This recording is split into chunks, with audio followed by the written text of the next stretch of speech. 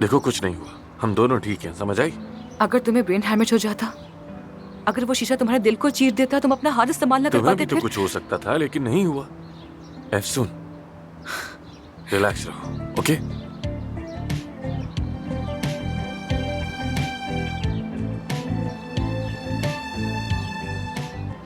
हम दोनों जिंदा हैं, सेहतमंद हैं, अपने घर में हैं, कुछ भी नहीं हुआ।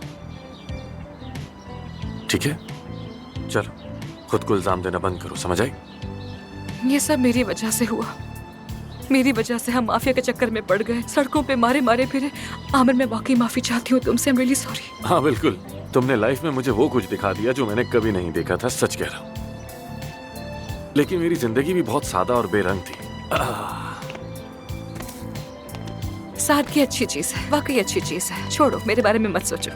आ जाओ, आ जाओ, मेरा सहारा ले लो।